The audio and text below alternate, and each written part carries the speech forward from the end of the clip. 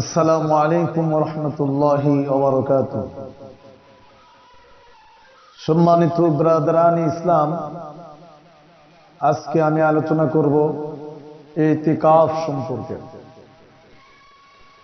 যারা আপনারা এই ভিডিও দেখবেন শেয়ার করে দিবেন, যাতে করে অন্য ভাই ও বোনেরা দেখতে পারে।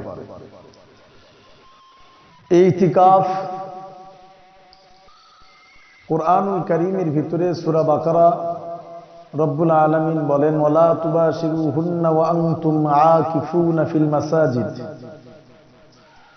আকাফা ইয়াকুফু মিন বাবি নাসারা ইয়ানসুর। আকাফা ইয়াকিফু মিন বাবি যরাবা ইয়াজরিব। অবস্থান করা। ইতিকাফ এর আবিধানিক অর্থ হলো অবস্থান করা। আর ইতিকাফের শরীয়তের পরিভাষায় ইবাদতের নিয়তে মসজিদে অবস্থান করা।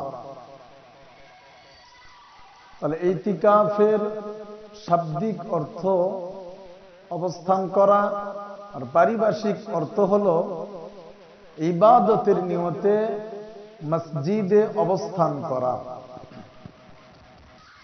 এখন আসেন ইতিকাফ কত প্রকার। ইতিকাফ হলো তিন প্রকার। এক নাম্বার হলো ওয়াজিব, দুই নাম্বার হলো সুন্নাত, তিন নাম্বার হলো মুস্তাহাব। ওয়াজিব ইতিকাফ ওই ইতিকাফকে বলে যদি কোনো ব্যক্তি মান্যত মানে যে আমার সন্তান যে অসুস্থ হয়েছে, সুস্থ হয়ে গেলে আল্লাহ পাক রব্বুল আলামিনের জন্য আমি 3 দিন ইতিকাফ করব, বা এই কয়দিন বা এত ঘন্টার জন্য ইতিকাফ করব, তাহলে সেই মান্যতের জন্য যদি সেটা পুরো হয়ে যায় তখন সেই ইতিকাফটা ওয়াজিব হয়ে যায়। তাহলে আমরা বুঝতে পারলাম যে ওয়াজিব ইতিকাফ হলো যদি কেউ মান্যত মানে তাহলে সেই ইতিকাফটা ওয়াজিব। দুই নম্বর সুন্নাত, যেটা রমজানুল মুবারকে শেষ দশকে 10 দিন মসজিদে যে ইতিকাফ করা হয়, এটা হলো সুন্নত। রাসূল করিম সাল্লাল্লাহু আলাইহি ওয়াসাল্লাম তিনি আমৃত্যু ইতিকাফ করেছেন। রাসূল করিম সাল্লাল্লাহু আলাইহি ওয়াসাল্লাম তিনার জীবনকালে যত রমজান পেয়েছেন উনি ইতিকাফ করেছেন। এক রমজানে শুধু উনি মসজিদে নববীতে দেখলেন সাহাবায়ে কেরাম খুব সুন্দরভাবে বিছানাগুলো বিছাইছেন, বিভিন্ন রকমের ভাবে সুন্দরভাবে ইতিকাফের জন্য আঞ্জাম করেছেন। রাসূল করিম সাল্লাল্লাহু আলাইহি ওয়াসাল্লাম বললেন, এগুলো সব গোছাও, চলে যাও। তো সেই বছর রাসূল করিম সাল্লাল্লাহু আলাইহি ওয়াসাল্লাম রমজানুল মুবারকে ইতিকাফ করেননি। যদি করতেন তাহলে ইতিকাফটা আমাদের জন্য ওয়াজিব হয়ে যেত। তবে রমজানুল মুবারকের পরে শাওয়াল মাসে তিনি 10 দিন নফল রোজা রেখে ইতিকাফ কাজা করেছেন। তো রাসূল করিম সাল্লাল্লাহু আলাইহি সাল্লাম রমজান মাসে শেষ দশকে তিনি ইতিকাফে বসার জন্য কোনোদিন কোনো জিহাদেও যাননি। তিনি এত গুরুত্ব দিয়েছেন, এই জন্য রমজান মাসের শেষ দশকে 10 দিন ইতিকাফ করা এটা হলো সুন্নত, সুন্নতে মুআক্কাদা আলাল কিফায়া।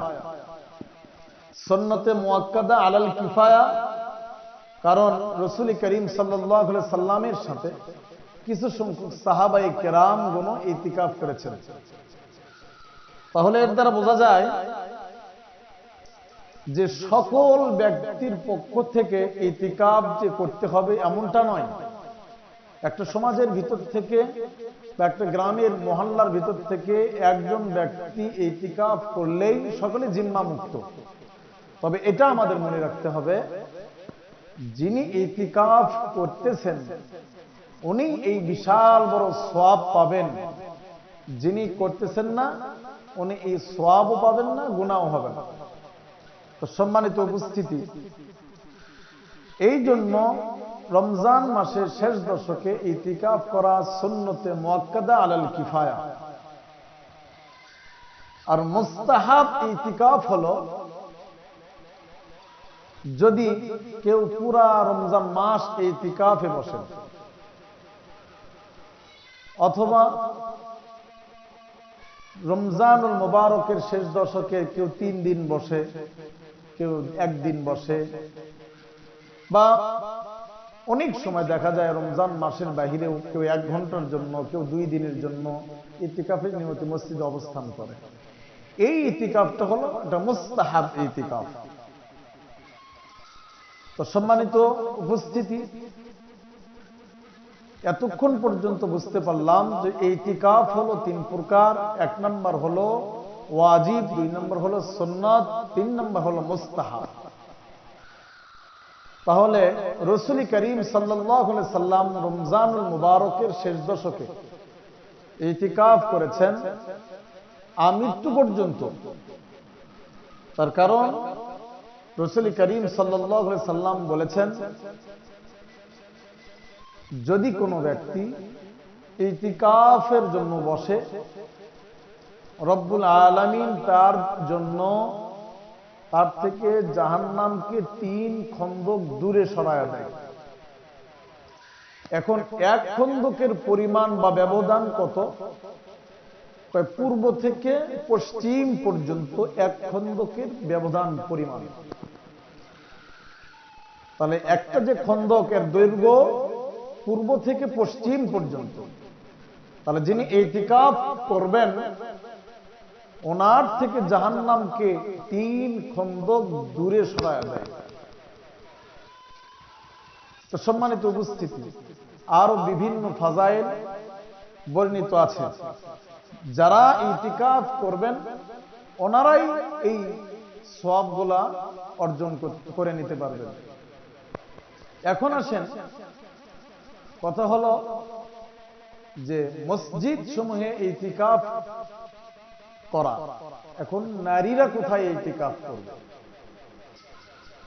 এখন নারীরা ওনারা ঘরের ভিতরে অভ্যন্তরীণ যে জায়গার ভিতরে নামাজ আদায় করেন, ওই জায়গাটা নারীদের জন্য মসজিদ স্বরূপ। সেটাই হলো নারীদের জন্য মসজিদ। ওখানেই নারীরা ইতিকাফে বসবেন। তাহলে পুরুষরা মসজিদে ইতিকাফ করবেন, আর নারীরা ঘরের ভিতরে যেখানে নামাজ আদায় করেন সেখানেই তিনারা ইতিকাফ করবেন। এখন কথা হলো যে জামি মসজিদে ইতিকাফ করা যায়, ওয়াক্তিয়া মসজিদে কি ইতিকাফ করা যাবে? জবাব হলো হ্যাঁ, ওয়াক্তিয়া মসজিদেও ইতিকাফ করা যাবে। এখানে একটা কথা মনে রাখতে হবে, সর্বোত্তম ইতিকাফের জন্য জায়গা কোনটা? এর কয়েকটা ধাপ আছে। 1 নম্বর হলো সবচাইতে ইতিকাফ করার জন্য উত্তম জায়গা হলো মসজিদে হারাম। 2 নম্বর সবচাইতে ইতিকাফের জন্য জায়গা হলো উত্তম জায়গা হলো মসজিদে নববী। 3 নম্বর ইতিকাফের জন্য সবচাইতে দামি জায়গা হলো বাইতুল মুকাদ্দাস। 4 নম্বর ইতিকাফের জন্য সবচাইতে দামি জায়গা হলো জামে মসজিদ। 5 নম্বর ইতিকাফের জন্য উত্তম জায়গা হলো ওয়াক্তিয়া মসজিদ। তাহলে আমরা এখান থেকে বুঝতে পারলাম ওয়াক্তিয়া মসজিদেও ইতিকাফ করতে পারবেন, জামি মসজিদেও ইতিকাফ করতে পারবেন। আর নারীরা ঘরের ভিতরে যেখানে নামাজ আদায় করেন ওই জায়গাতেই বসে ইতিকাফ করবেন। ইতিকাফে যখন বসবেন তখন অধিকাংশই এটা নিশ্চিত হয়ে যায় কদর পাওয়াটা, কারণ একটা কদর 1000 মাসের চেয়ে উত্তম। তবে এখানে বুঝতে হবে যেই 1000 মাসের ভিতরে কদর নেই, সেই এমন 1000 মাসের চেয়ে দামি। তাহলে আমি আপনি যদি ইতিকাফে বসতে পারি, তাহলে প্রত্যেক বেজর রাত কদর তালাশের জন্য আসছে, তাহলে আমরা যদি ইতিকাফে বসতে পারি তাহলে এটা নিশ্চিত হওয়া যায় যে কদর পাওয়াটা। আর একটা বার যদি আমি কদর পেয়ে যাই তাহলে 1000 মাস 1000 মাসের চেয়ে উত্তম। তো সম্মানিত উপস্থিতি, আল্লাহ পাক আমাদের সবাইকে ইতিকাফ করার জন্য তৌফিক দান করুন।